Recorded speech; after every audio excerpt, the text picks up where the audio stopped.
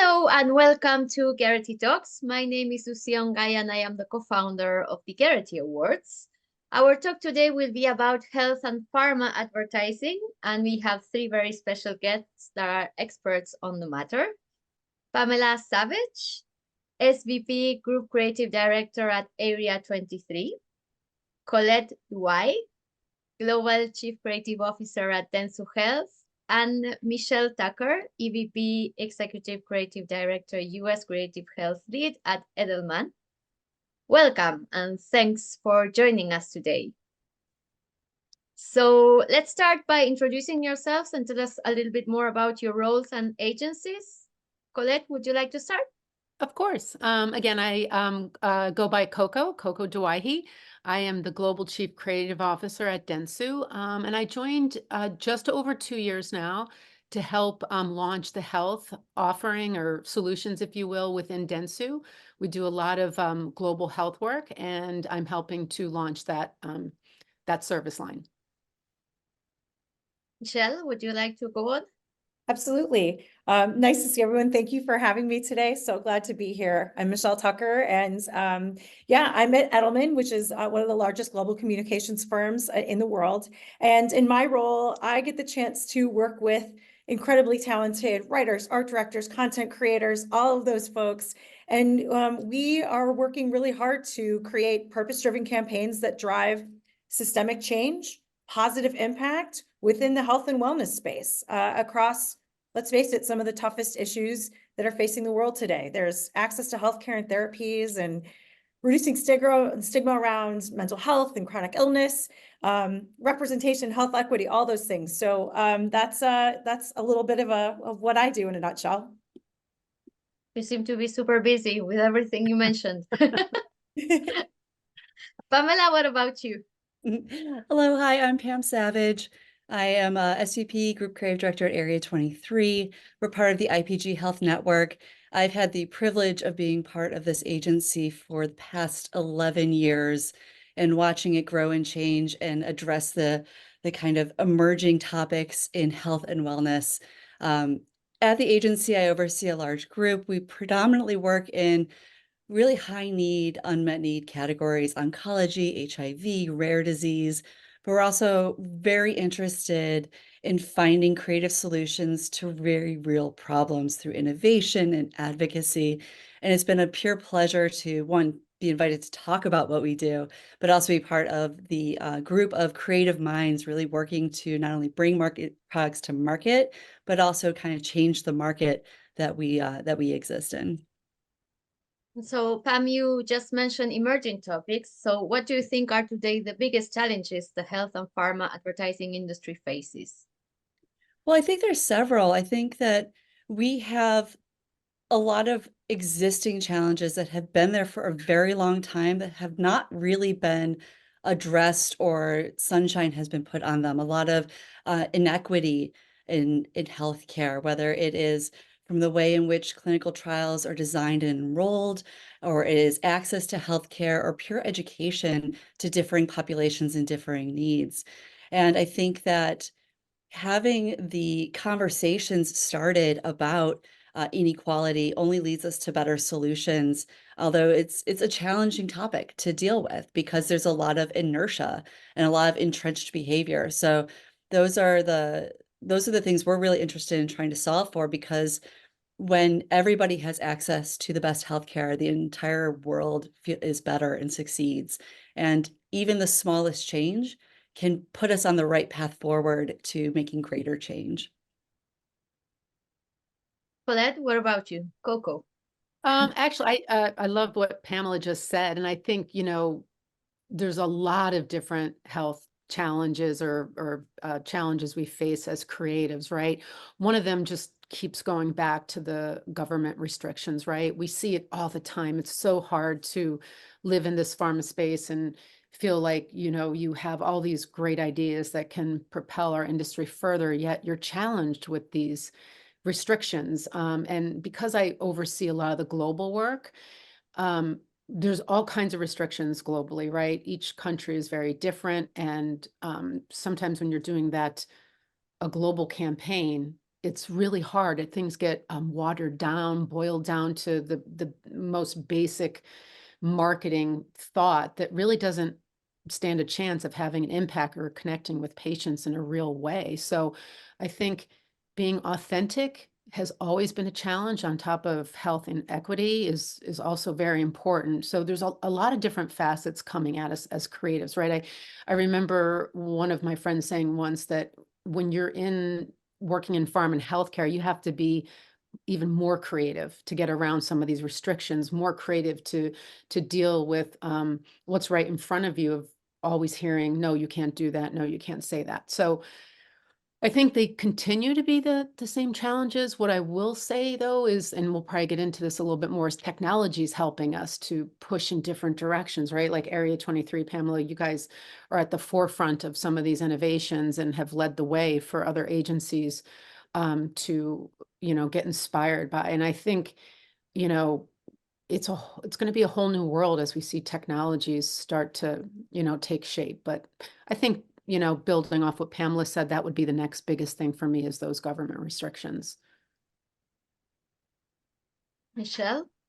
Yeah, I want to build also on what Coco and Pamela have already mentioned here, and say that I think in addition to, the government restrictions, also the inertia, I think one of the other challenges that we see is making sure that people are not being bombarded by misinformation, because that is a real problem that we have right now, not just in the health and wellness space. Obviously, we're seeing that across so many different facets of our lives.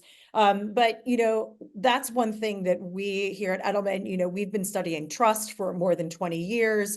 It's the ultimate currency, if you will, in any sort of relationship. And when, Pamela, when you talk about inertia, I do feel like it's about restoring trust. It's about building that trust, because we need to do that with any sort of stakeholder, whether that's business, government, an NGO, media, whoever it might be. That's what's going to lead to leadership and strategies that will actually create sustained action and change for the common good. And what that means, I think, for us in the health and wellness space is dissuading that disinformation, empowering people, and that's all people, closing those gaps so that all people are getting the information they need, the tools that they need to make better choices for themselves, for their own health. I think if I might add one thing, and I think Coco mentioned it earlier, that relates to that rebuilding of trust, is the authenticity. Because I think that people have a notion of what pharma is or is trying to do. And it's, sometimes influenced by what we see on television and some of the ways in which we are communicating with our audiences. But when we kind of dial that back and go for the authentic truth to any brand or disease state or experience, I think that's where we're most successful. And maybe that's where we build that trust back.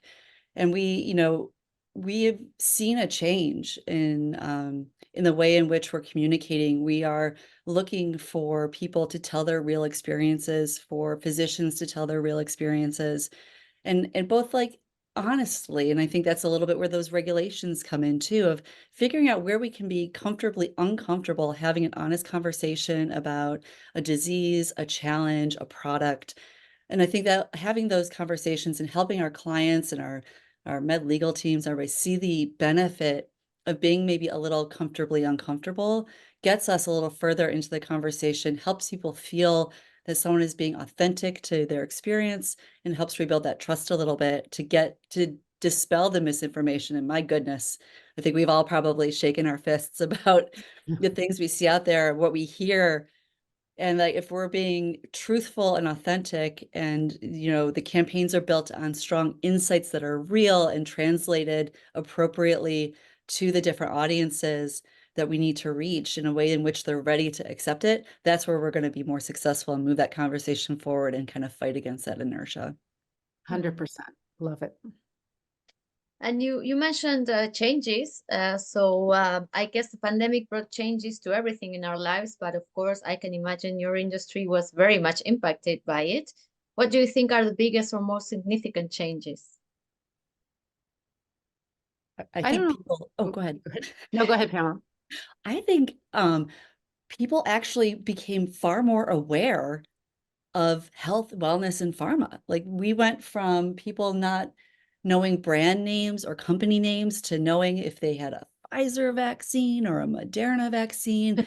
The conversation, people were seeking out that information. And, I think that was a huge change for those of us who've worked in the space for so long, of people being deeply interested in what we do. And that was one exciting and also very terrifying, because you have a whole new audience opening up their minds, asking questions, demanding answers, and looking to us to tell them, what we're all about. And so I think that was that huge interest in health and pharmaceuticals in general was a really big change for us. And personally for me, I found it very validating because, I think people don't often think that there's a whole army of individuals behind the communications that go out to the world about a product and what we do, and the care and rigor that we put to it. And so, having millions upon millions of new eyes on you was exciting and very humbling in a way. I would say one extra build on that, Pamela. We saw a huge boost in mental health, right? We all struggled through it during the pandemic. And I think, some industries survived better than others. I think our industry in general did well, right? Because I feel like working remotely, it didn't take away our creativity. I think creativity is still at an all-time high. In fact, I think we became even more creative with some of the technologies and connecting us all globally, and in a more intimate way, I think. But mental health was huge then. And I think, to what you said, Pamela, was we saw a surge of people asking a lot of questions, and that big health headline was huge. And we're still dealing with it today, on how to cope with some of the leftovers from the pandemic. So I think, yes, it put us on the map in a lot of ways, and it helped open up conversations that were going to be super important for how we move as an industry, and also for us, what it meant for mental health and how long we were working. I know post-pandemic, a lot of people were working even longer hours than they were in the office and things like that. So for me, I think, it was a lifesaver in other ways and hard on other people for other reasons. But ultimately, when I think about the creativity, it's thriving in a really good way. And I think creatives work best, wherever they want to work, which has been terrific for our industry. I'll build on that with the mental, it really did shine a light on mental wellness and taking care of one's mental wellness and making it part of your entire health experience, because mental health is health. And I was so glad also to see that, stigmas being reduced there in that area. I think also stigmas also and more awareness toward chronic illness in a good way, in that, what we saw in the pandemic was, the Modernas of the world and the Pfizers of the world, and people coming together because we needed a solve for COVID-19, for this global pandemic. People really came together to help find those vaccines, to find those solves, to make sure people were staying well. I think that's helped shine a light on, we need quicker diagnoses for these chronic illnesses. And so a lot of the companies are really tackling, as they always have been, some of the hardest, cancer, Alzheimer's, obesity, all of these things. And now people are really starting to come together to say, how can we diagnose quicker so that we can get more of these people into a place where they're getting the health and the treatments that they need, whatever that might be, but really opening people's eyes up to opportunities that are there to really make sure that those diagnoses are happening much faster than they ever had in the past. And Michelle, I think that's a really good point too. Rare diseases on the rise, right? Yes. We've like, there was the big blockbuster brands. I started in pharma back in 2000, and you had these big blockbuster brands that you would work on, and some of them, for chronic things, and you could get speed to market pretty quickly. And now we're seeing a rise in rare diseases, and it's, you know, I was working on something recently, and the speed to diagnosis is literally life and death, right? And it's when you see some of these conditions that, you know, nobody knows about and how to treat them, and the time that goes by, just how it impacts people's lives, the caregivers, everyone involved. So I've never seen so much rare disease in the past probably 8 years than I have in my 20 years, right? I don't know if you guys are feeling the same way, but it's a Yeah. huge, It's true. huge It's absolutely problem. true. And if you look at like the products in trial right now in clinical trials, the majority of them are in oncology, not surprising, Right. but also in rare disease. And I think that there's I'm glad these conversations are being had because there are whole swaths of people who are just shuttled around for years and years trying to find a diagnosis. And the amount of frustration and defeat is just insane, quite honestly. Yeah. It's overwhelming. And so the fact that we've seen a shift more into rare disease where people are being diagnosed quicker, again, going back to what you were saying, Michelle, that like and to get on these therapies that have been there. They're Mhm. they're there for them and seeing the ability to transform lives is great. And I think you know, I think we sometimes it gets lost in the shuffle over the kind of big blockbuster, you know, heavy ad buying drugs that we see. But I'm starting to see more of those conversations happening both in the consumer space, certainly more in the HCP space, is taking a little bit of activation in new healthcare providers, stakeholders to help and speed those diagnoses along, to educate, say, a pulmonologist that could deal with a rare respiratory disease. That yes, you can diagnose this. It's not out of your field of practice because that person's time to diagnosis could go from 8 years to 2 years or even shorter. So it's an exciting place to be able to elevate those conversations and also extend them into different audiences. And I think you're right too when you talk, Coco and Pamela, about the where creativity is right now. And I think the pandemic is also for us giving us a little bit more license to find some of those unexpected partnerships and things that you never thought of before. Like I think about Pamela with, you know, Area 23 and Wooger Sick Beats just a few years ago for cystic fibrosis. That was completely unexpected in such an incredible way, you know, to change people's lives, change, you know, these kids' lives who have cystic fibrosis. That's a partnership that, you know, probably maybe not would have been thought of, you know, 20 years ago. And so it has given us, I think, more license to say maybe we really should be thinking a bit more about other facets of creativity and bringing those in to help make sure that patients are getting the care that they need in whatever means that might be. I think that's sick beats is very near and dear to my heart, Right? but it translates beyond that too, because it gave us permission to step outside what I think people traditionally define an advertising creative role is. It's like, if you love technology, then go after that. It doesn't, you know, when we came up with that idea, like it wasn't like we had a bunch of people who understood how to make you know, a vest and all that stuff. We just thought like there was an interesting way in there. And perhaps if I stepped outside of my box and pursued this, I'd come up with something great. And it's been lovely because I think it's inspiring to see across the industry people just considering other forms of creativity. This is like, I'm going to get on my soapbox here for a minute because I feel like a lot of times people are expected to be creative in a certain way. Like, oh, if you're a writer, you work on your writing craft and that you do this, that, and the other thing. If you're an art director, you know, you really, maybe you're into photography or film work or whatever. And I think that sometimes it's very limiting for people who come from non-traditional backgrounds and their creativity expresses themselves in a very different way. And like for me personally, like technology is something that I just love. Like I don't build things, but I just like learning about them. And so giving permission to people, to folks to say like, hey, creativity can come out any way. You could write the greatest headline. You can come up with the most beautiful illustration, or maybe you can just like come up with an innovation that you didn't really know existed, but you kind of like the technology and you follow it and maybe it'll work. And so I think that it's exciting. It was exciting to see what Gray did with the Most Beautiful Sound project of hearing cancer cells die. Like that was taking audio and combining it with like mental health of being able to visualize those cells dying and give patients an extra tool to fight their disease in a completely unexpected way. that could have tremendous impact, and then to make it all open and free to the world is just lovely. But I think that we're starting to see, you asked about how technology is changing, how our industry is changing.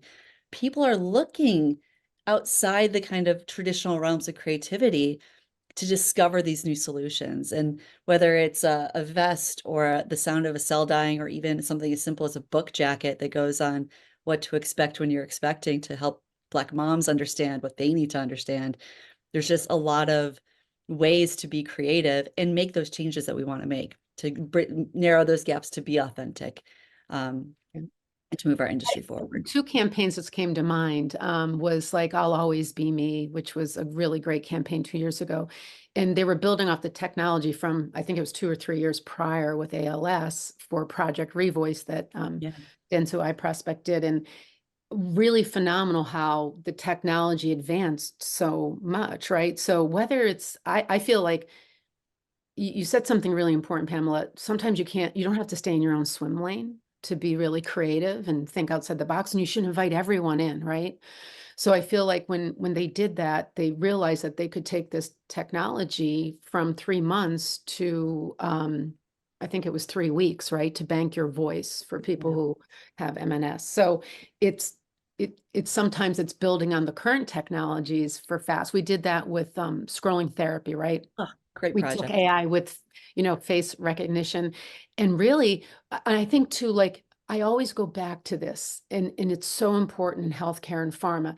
You have to have a profound understanding of your audience, right? Just a true profound understanding. You have to understand what makes them tick, how they live, what makes them not want to move forward. Like, for Parkinson's, it was this facial masking, like not wanting to do these exercises in the mirror because you feel silly, right? And ridiculous. So it was really important for us to think about as a team, how do we give them their dignity back, right? Especially with these very serious rare diseases.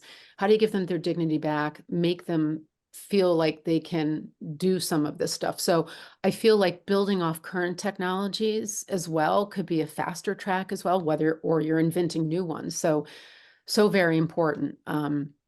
Even Technology just in what our you industry said right now. about, giving dignity back and, seeing yourself, that was, as someone who can identify, that was very much the insight for See My Skin, for Vaseline, and the team, Yeah. that was another one. That was a norm, right? Like Right. all of the algorithms were very much geared toward a specific skin color. And it was about, but why? Why does it have to be that way? And asking those questions and really finding, to your point, Pamela, about, well, wait a minute, I'm interested in this over here. Why couldn't we? And start asking those questions, like asking, I think, what if we, instead of what, or like, why couldn't we, as opposed to, here's why we aren't able to, is really a way to continue to make sure that we are opening those doors and finding new ways to be creative and express creativity that is truly impactful and is meaningful, as you said, not for technology's sake, but making sure that it truly has an impact and is going to be meaningful and is going to change the way the interaction might be. That if we've just done that for one patient, we've done our job. That's the way, it's just so personal. And I think that's one of the reasons why I always appreciate us putting our creativity towards those types of challenges in the world. Yep. And now that you all mentioned technology, so how has your creative work changed with the development of new technologies and especially AI?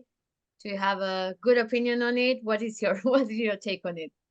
Oh, Well, AI. I think our work is getting smarter and smarter, right? The work is getting smarter. And so I wrote down this quote. My coworker, literally, like, everyone's talking AI right now. It's like, wow, AI. And he came across a quote that stuck with me, and I just thought it was really interesting, is AI won't take your job. It is someone using AI that will take your job, right? I thought that was such an interesting quote, because we all have to, and I've seen some great work that, and behind the jury room has been interesting. Like, should this be awarded? If it's, some of the more junior people should be awarded if it's all AI.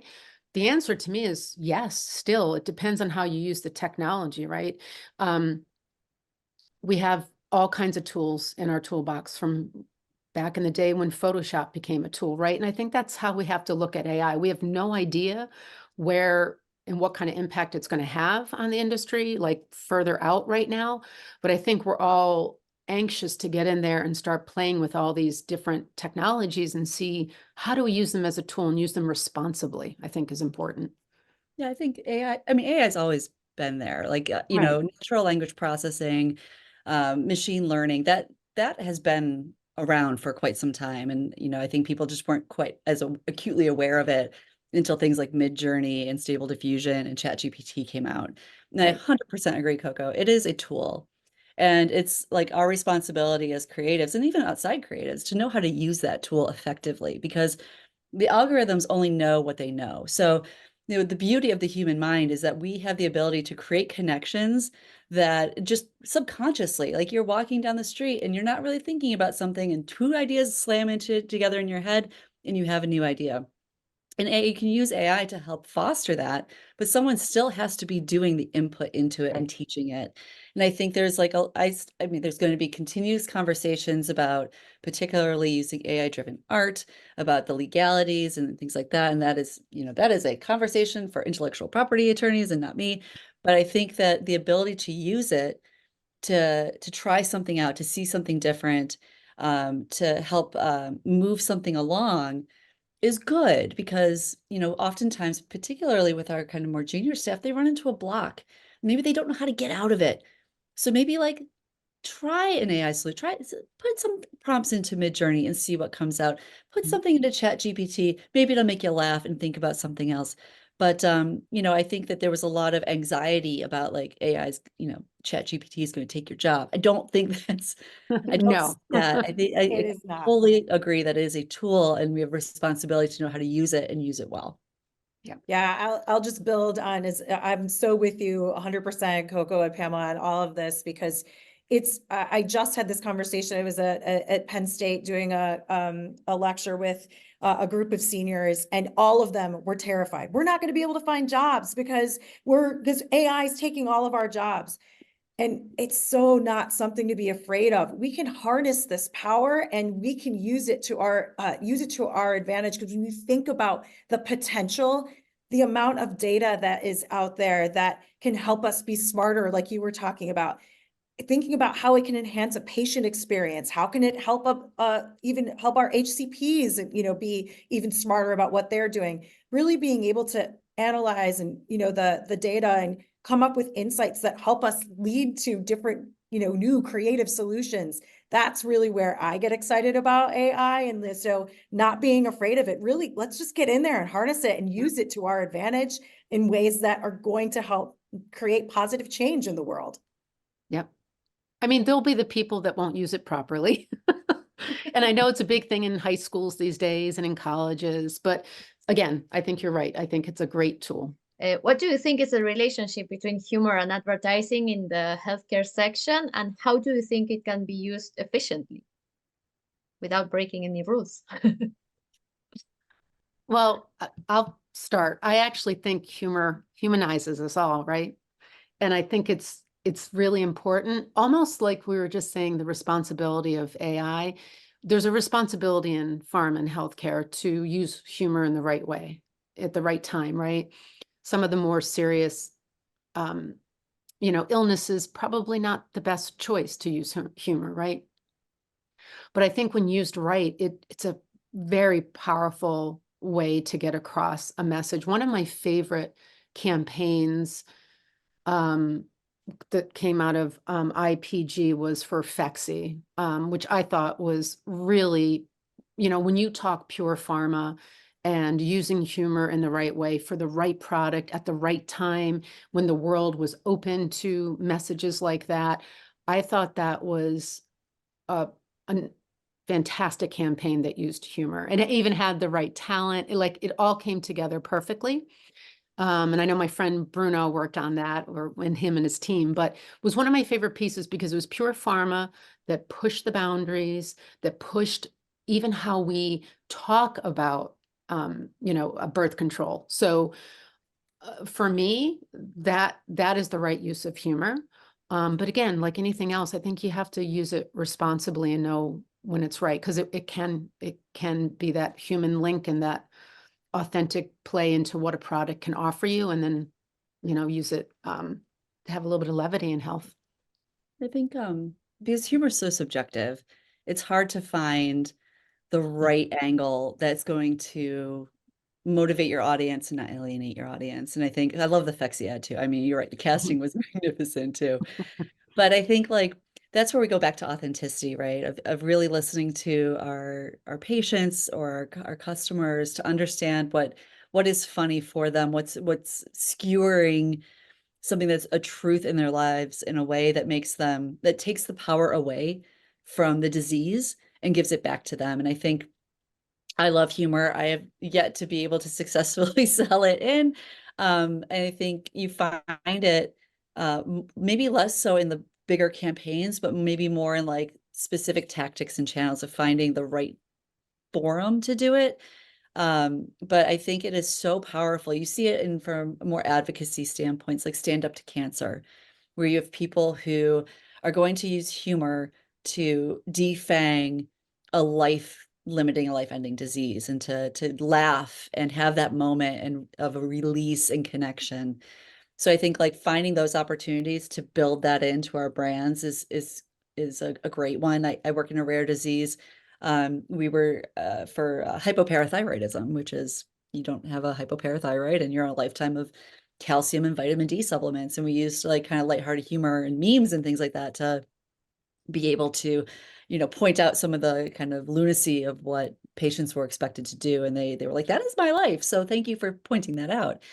But I think in like a larger, broader base, it's harder to do. Phexxi did it great. Very like smartly done. Yeah, very Right. smart. That right time, right place, right channel kind of thing. Right. Yeah. I would build on that, and you're so spot on. I think when it comes to the healthcare space, especially when we're talking about chronic disease, of course, right place, right time. You do need to take a more serious tone, and especially when it comes to very serious disease. Humor is often rare, but I think when you're using it well, it's both an art and a skill. We were very fortunate to work with Tony Hale on a campaign for AstraZeneca called Long Story Short, specifically for eosinophilic advertising, eosinophilic asthma. And when we talked to him about this, what we made sure was we wanted to honor that serious nature of this condition without being offensive or off-putting. And so when we took this approach, we were lighthearted, we were amusing, but we were making sure that the humor was relatable to that particular therapeutic area. We knew, is this going to change a clinical outcome? No, but maybe what it would do by being able to create this relatable story was to help people better navigate their particular condition, and specifically in this one, it's asthma. So that helped us achieve, I think, a greater impact than maybe a more serious approach would have in that particular instance. It's not right all the time, but when you can find those moments to bring in that levity and that relatable way that's about that therapy that people can go, oh yeah, you get me. Oh yeah, you get me. That's where I feel like you've really struck a chord in the right way. Do you guys remember the campaign? It was several years ago. Spec Gordon, it was the world's biggest asshole for organ donation. Do you guys remember that? That was great. Sorry for the Really curse. great. But humor done really well, right, for organ donation. Now, some people would probably say, no, they didn't find it very funny at all, but it was wildly successful. And, I love the idea of using, for organ donation, big time directors that understand humor and know how to get that across and do it well.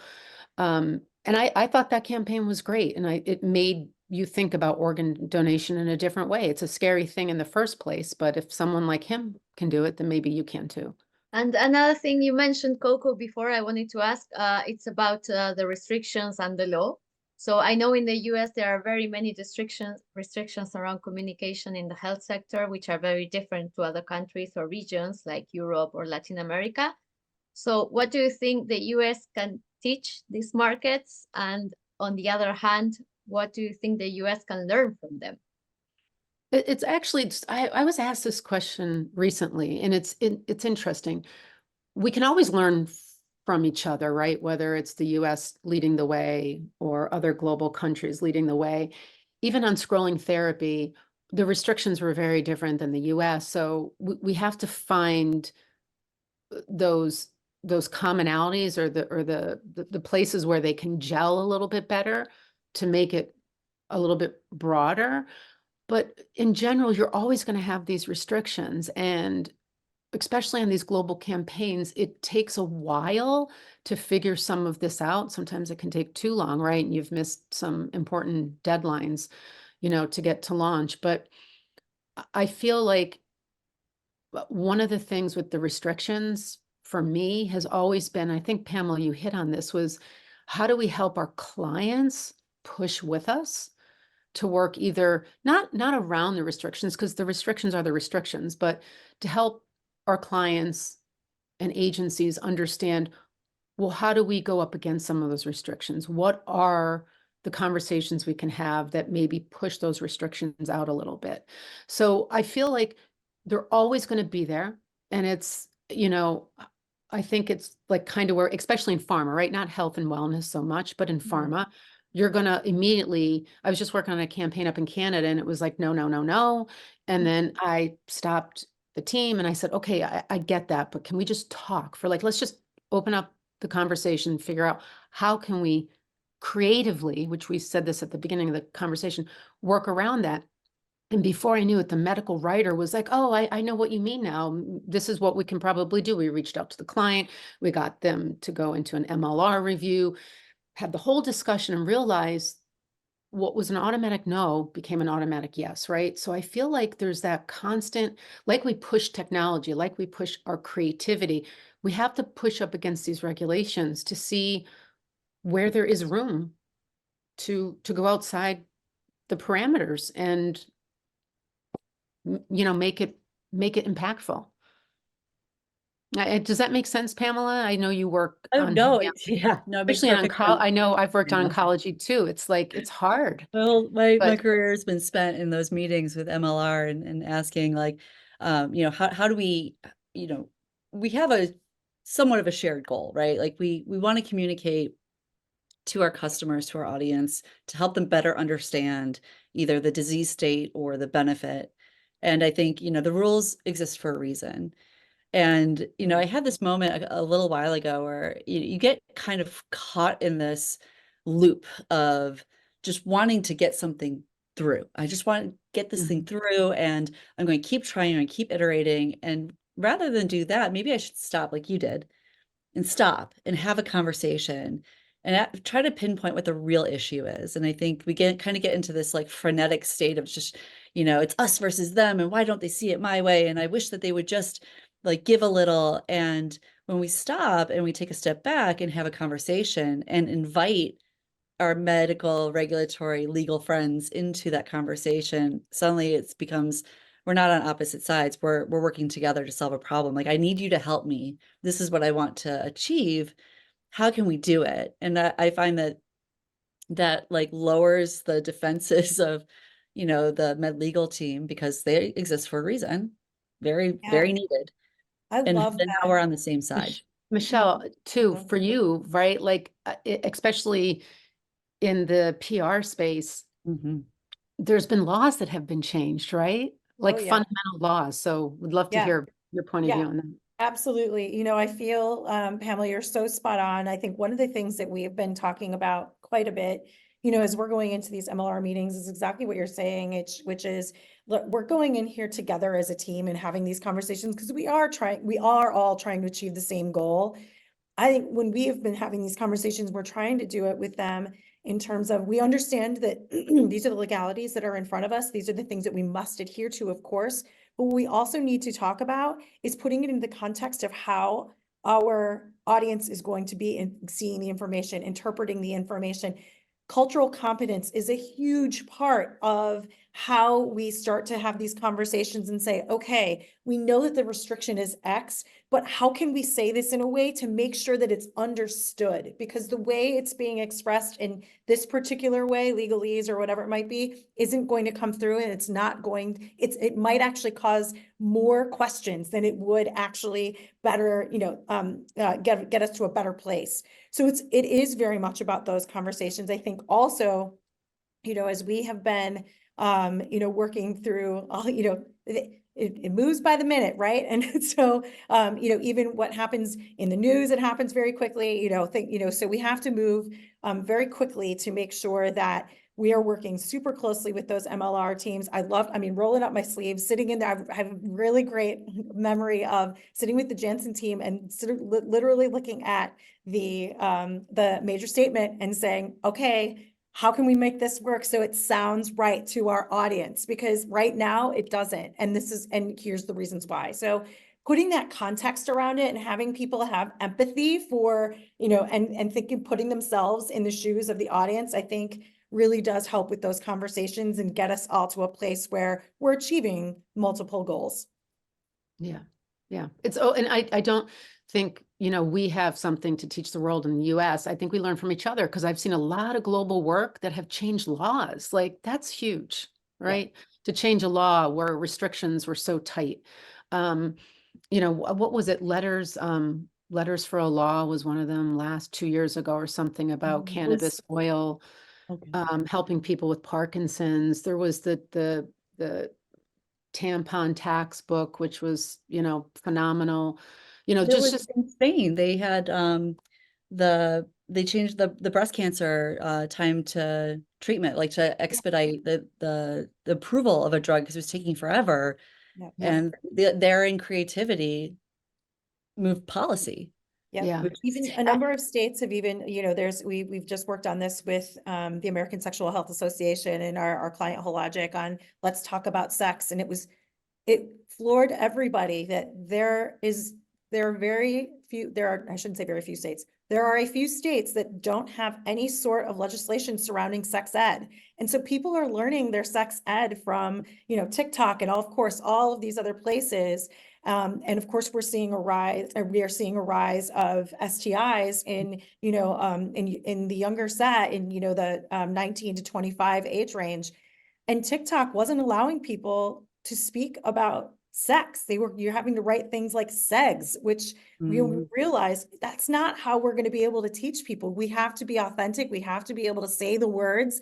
And so working with TikTok to actually change those rules was a great way for us to make sure that people were understanding the importance of, if you are going to have sex, you should be tested for STIs, and to get that across. But if we weren't able to work with TikTok to talk about the fact that this is a problem that we see in some of these states, there is no sex ed, you have an opportunity to help us change that. That was a really great way for all of us to come together in the spirit that in which it was intended, to really make sure that we're keeping people healthy, reproductive health stays healthy for all people.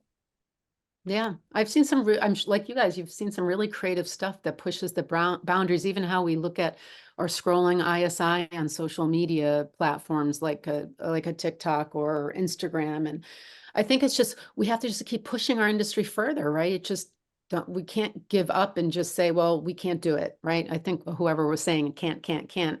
Well, how can we, right? I think that's like one of the most powerful words, is when someone personally tells me I can't do something. I'm like, well, all right then. Exactly. Like, one of the things out. I love to do when we're doing reviews and stuff is like, tell me all the reasons this won't work. Right. Like from a strategy account, like the client thinks this, that thing, other thing, whatever. Because that, now you've made a list for me of things that I need to tackle to be able to overcome and be successful. Because there's always going to be a solution. When I started in this industry, when I was getting into it, I came from a very different background, did not know anything about advertising, connected with a friend in consumer.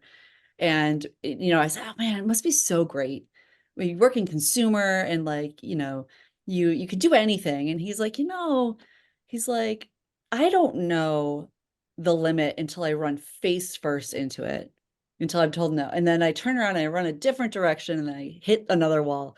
He's like, you have at least a clearly defined space. So and you're like, so you already have a different mindset going into what you're going to do, because you're like, all right, these are the challenges I have. How can I be even more creative? And I think we talked about that at the top of like, you sometimes have to be even more creative in the face of regulations and restrictions.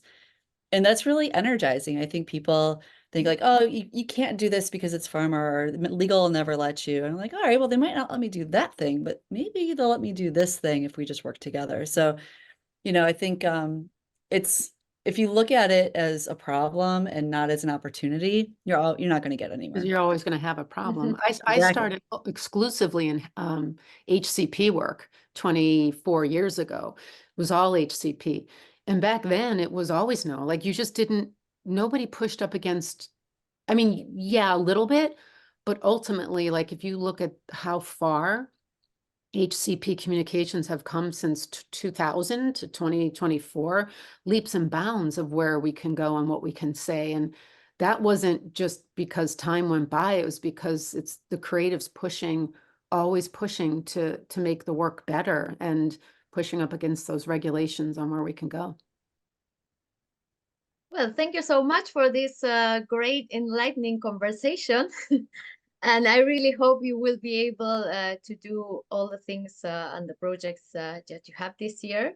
I hope you can, like you said. And thank you so much for learning so much about health and advertising pharma. Thank you. Thank you. Thank you so much.